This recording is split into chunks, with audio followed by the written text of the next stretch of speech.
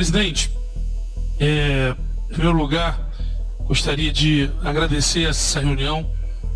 Foi uma reunião que eu, semana passada, fiz um apelo que o senhor fizesse. Recebemos o doutor Sarrubo lá para começar as discussões. Realmente, presidente, a gente entende que o papel do ministro Lewandowski na PEC foi de falar questões da PEC, mas nós entendemos que esse debate deveria ser um pouco ampliado por questões práticas e urgentes que a gente precisa tratar para hoje, para o trabalho da segurança pública. Fique à vontade, está livre para falar o que... É só falar que não é em detrimento ao ministro Lewandowski, mas eu entendi que o papel dele era focar na questão da PEC e não geral da segurança pública. Então, nenhuma espécie de crítica, nada, mas só colaborando e dizendo aquilo que tem nos afligido hoje, presidente. Na prática hoje, presidente, a natureza da criminalidade... Olá a todos do canal Web Mídia, sejam todos bem-vindos. Pessoal, observe bem comigo, tá? O que o governador do Rio de Janeiro ele vai falar. Você vai ficar impactado porque muitas notícias estão circulando aí e pode acontecer algo pior aqui no Brasil? Será que isso vai abrir aí a mente de muitas pessoas em relação a tudo que está acontecendo? E vamos observar bem, tá? Porque você vai ficar impactado no que você vai ouvir. Observe e analise comigo. Depois comente aqui e compartilhe, convide pessoas para estar assistindo aqui os nossos conteúdos, tá bom? Vamos lá e vamos continuar vendo esse vídeo aqui. É muito diferente de outrora. Se antigamente você tinha, sobretudo no Rio, São Paulo e alguns locais, a violência restrita a locais mais pobres, a locais de comunidade, a locais de favela. Hoje não é mais a realidade do cotidiano. Hoje essas organizações criminosas que até outro dia tinham essa natureza de falta de política pública, de pobreza, hoje você vê, por exemplo, eu cito o exemplo do Rio de Janeiro, que é o da moda agora, essa questão do complexo de Israel. Aquela comunidade não é de favela, é urbanizada, tem escola, tem hospital, tem clínica da família, tem projeto esportivo. Então, a criminalidade, hoje, ela tem uma questão territorial muito importante. A questão de ocupação de território e ocupação, sobretudo, de serviços públicos ou concessionados, é uma das principais preocupações que nós temos hoje. Ainda com o ministro Flávio Dino, como ministro da Justiça, tivemos uma longa reunião no qual falávamos que a questão da lavagem de dinheiro hoje, combatermos os crimes de lavagem de dinheiro, é fundamental, porque hoje os dois grandes pilares que se tem são as armas. O Rio de Janeiro, por exemplo, presidente, só esse ano nós apreendemos 550 fuzis no território do Rio de Janeiro. No meu mandato são 2.000 fuzis, 5.000 armas e esse ano 55 toneladas de drogas. Mais o da PF, só o que a polícia do Rio de Janeiro apreendeu, mais o que a PF e a PRF no território do Rio de Janeiro. Então temos um problema, presidente, de entrada de armas e drogas, que hoje, por exemplo, eu vou usar o caso do Rio de Janeiro e casos claros e práticos. 90% das armas apreendidas pela Polícia Militar e pela Polícia Civil do Estado do Rio de Janeiro foram fabricadas nos Estados Unidos. Foram vendidas para Paraguai, Colômbia e, se não me engano, o Equador ou Venezuela. Não é mais possível que esses... Pessoal, eu gostaria que você comentasse aqui o que você está achando desse vídeo, tá? Observe bem toda a situação hoje que o Brasil se encontra. Observe bem o que aconteceu no Rio de Janeiro, tá? Pode acontecer em alguns outros estados. O governador Caiado, ele também sempre vem falando sobre isso. Tiveram uma reunião, né, entre os governadores, tanto o Caiado como o Tarcísio, como outros governadores aí do nosso país. Mas vamos observar toda essa situação que vem acontecendo aí, porque está muito forte, tá? Países não têm a preocupação e a diligência de manterem o monitoramento que essas armas chegam. E com o tamanho da fronteira brasileira também é impossível achar que as Forças Armadas ou os 13 mil homens da Polícia Federal, 13 mil agentes, vão conseguir a nossa fronteira inteira. Então, a primeira coisa, presidente, que eu queria falar é sobre esses dois pontos fundamentais, que são o combate à lavagem de dinheiro. Se nós temos uma empresa que teve um custo de 1 milhão e lucrou 30, 40, eu não conheço atividade econômica que dá esse valor. Essa empresa fatalmente, certamente está lavando dinheiro para alguém. E o COAF tem toda a condição de meia dúzia de cliques estar sabendo empresas que estão tendo lucros excessivos acima de 40%, 50%, 60% do que gasta. É bem provável que sejam empresas de fachada lavando dinheiro. Essa é um mecanismo que só o governo federal tem. É um mecanismo que nós, governadores e governadoras, não conseguimos achar essas empresas. Temos que fazer uma pesquisa profunda, ingressar em situações de legislação federal, temos que pedir autorização à Justiça Federal, pedir ao Ministério Público, pedir, enquanto o governo federal tem efetivos mecanismos para que a gente possa achar essas empresas que hoje são ligadas a tráfico, milícia, enfim, essas organizações criminosas. Alguns pleitos, presidente, eu trouxe para o senhor aqui, que nós do Rio de Janeiro entendemos como que seriam pleitos importantíssimos para que a gente pudesse melhorar a segurança pública.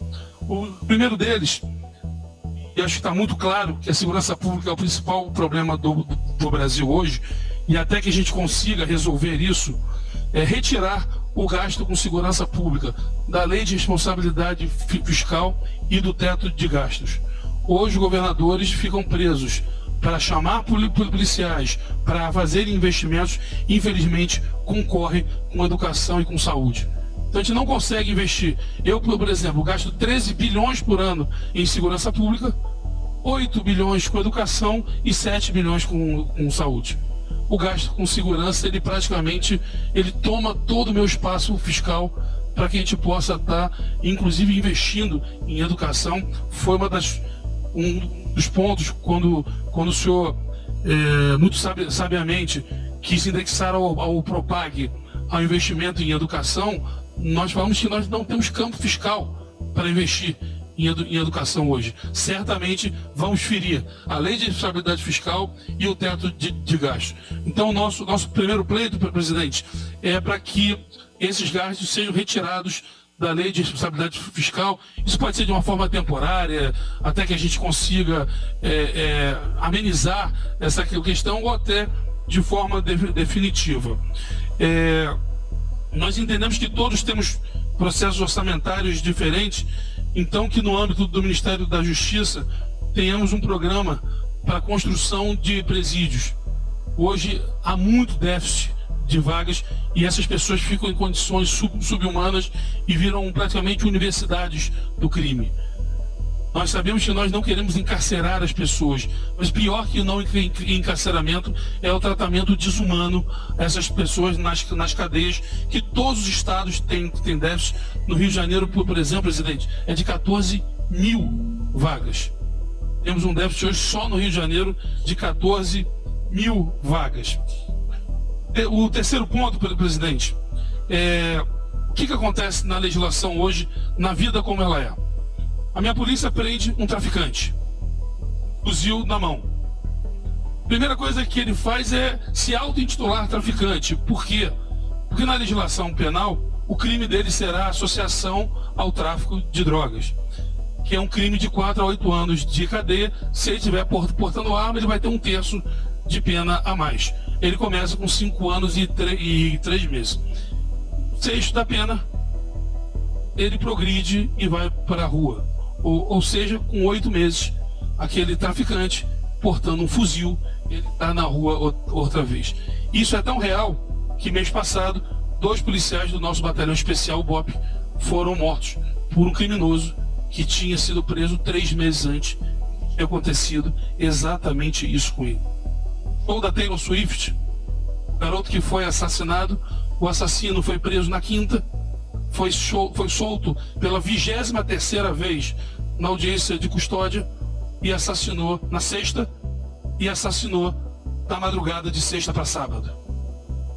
Então essa questão da habitualidade, presidente, é outra coisa que nós precisamos que seja discutida e é algo que, apesar de ser do Congresso, tem que ser de iniciativa do Poder Executivo, até para que não se tenha vício de iniciativa. Quarto ponto, presidente, é a tipificação de crimes de narcomilícias. O narcomiliciano não pode ser tratado igual um assaltante comum, ou alguém que cometa um crime passional, ou que uma briga de condomínio. Ele tem que ser alguém que não progrida de pena.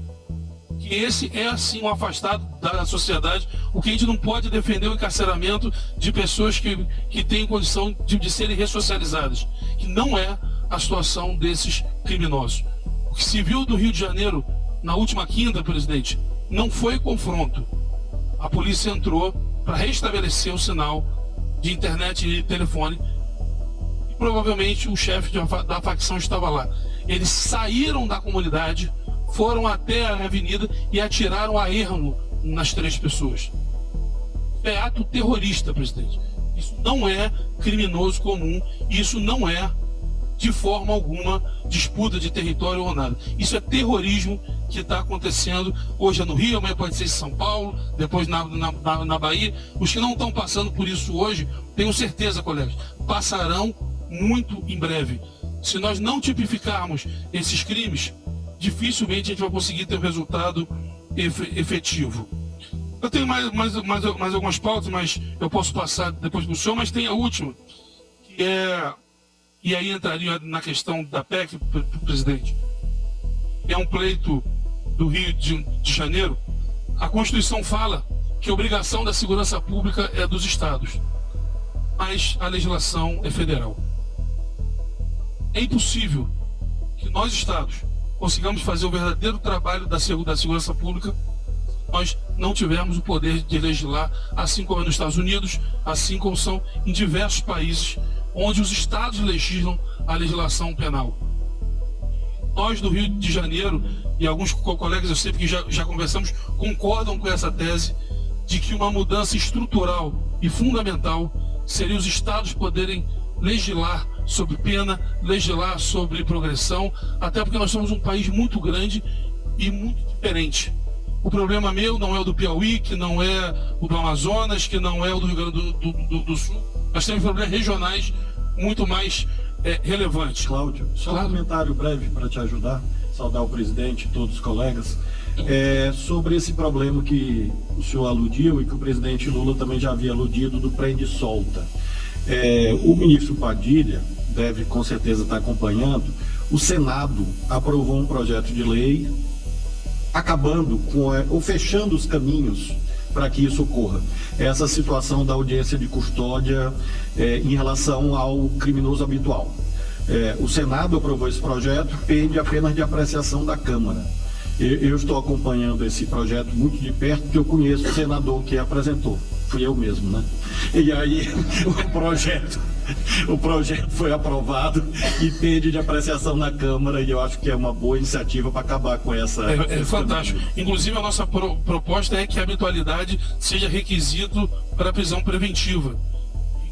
Depois de um número de vezes, não se possa soltar em audiência de custódia alguém que cometeu o crime 15, 20, 30 vezes. Então, presidente, esses seriam os nossos pleitos. O outro é a DPF, que aí já negociou no Supremo, e aí é muito específica ao Rio de Janeiro, mas esses eram os nossos pleitos, sobretudo essa questão da legislação, presidente. Eu acho que seria altamente disruptivo a gente começasse a discutir a estadualização das leis penais.